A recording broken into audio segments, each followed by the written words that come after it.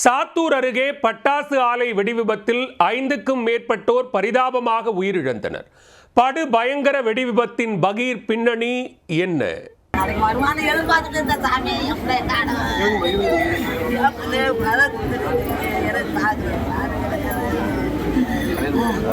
கல்யாணம் முடிச்சு 2 பிள்ளை இருக்கு.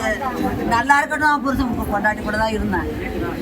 நம்ம சம்பளம் கூட கொடுக்குறாங்கன்னா வேண்டாண்டா, சம்பளம் கூட கொடுத்தாங்க வேணாம், நமக்கு வேண்டாம் வந்தேனே. நாளைக்கு வரதை எதிர்பார்த்து தேர்க்கைக்கு வந்து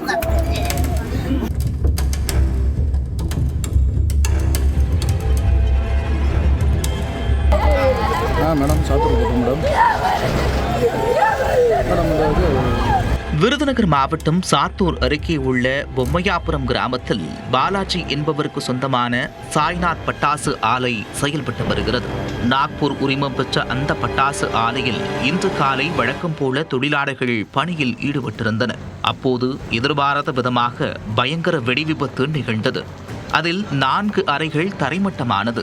விபத்து குறித்து தகவலறிந்த சாத்தூர், சிவகாசி மற்றும் விருதுநகர் தீயணைப்புத் துறையினர் மீட்புப் பணிகளில் ஈடுபட்டனர். இந்த விபத்தில் வேல்முருகன், நாகராஜ், கண்ணன், காமராஜ் உள்ளிட்ட 6 பேர் உடல் கருகி பரிதாபமாக உயிரிழந்தனர்.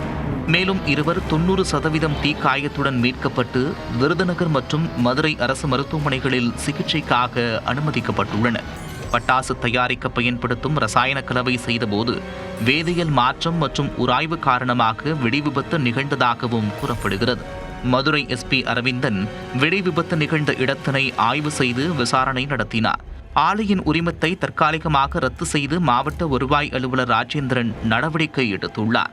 இதற்கிடையில் ஆலை உரிமையாளர் பாலாஜி, சசிபாலன், மேலாளர் தாஸ் பிரகாஷ் உள்ளிட்ட 4 பேர் மீது அஜாக்கிரதையாக செயல்பட்டு உயிரிழப்பு ஏற்படுத்தியது, உரிய பாதுகாப்பு இன்றி பணியில் ஈடுபடுத்தியது உட்பட 5 பிரிவுகளின் கீழ் வச்சக்காரப்பட்டி போலீசார் வழக்கு பதிவு செய்திருக்கின்றனர்.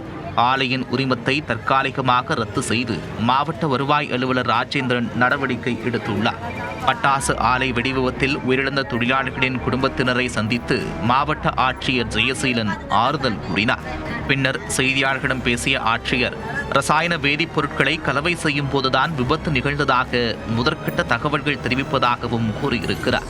இதுகுறித்து விரிவான விசாரணைக்கு உத்தரவிடப்பட்டிருப்பதாகவும், விரிவான விசாரணைக்கு பின்னர் தான் முழுமையான விவரங்கள் தெரியவரும் என்றும் தெரிவித்துள்ளார். பயிற்சி கொடுத்து தான் நம்ம அவங்க வேலையில் எடுக்கணும். குறிப்பாக அங்கே இருக்கக்கூடிய ஃபோர்மேன், மேனேஜர்ஸ் எல்லாத்துக்குமே பயிற்சி கட்டாயம். பயிற்சி இல்லாமல் அவங்க ஃபேக்ட்ரியில் ரன் பண்ணக்கூடாது. இதில் 1 வாரம் தான் அவங்க வேலைக்கு போயிருக்காங்க. அவங்க முறையான பயிற்சி கொடுத்துட்டு அந்த தொழிலாளர்களை பயன்படுத்தியிருக்காங்களா இல்லையான்றதை விசாரணையில் தெரியும். இதெல்லாம் அடிப்படையில் அவங்க மேலே குற்ற வழக்கு பதிவு பண்ணி நடவடிக்கை. தொடர் விசாரணை நீடித்து வரும் நிலையில் பட்டாசு ஆலை வெடிவிபத்தில் 6 பேர் உயிரிழந்த சம்பவம் சாத்தூரில் பெரும் சோகத்தை ஏற்படுத்தியுள்ளது.